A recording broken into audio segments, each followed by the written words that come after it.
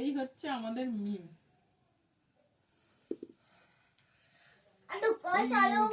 আমাদের রান্নাঘর আর আমাদের সংসার।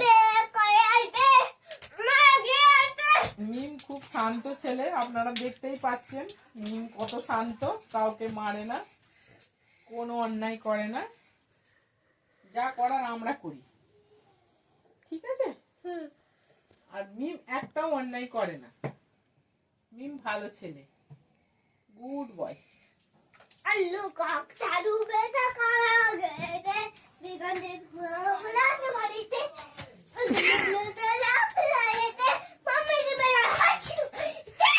তাই তাইটা বলে দেওয়ার পর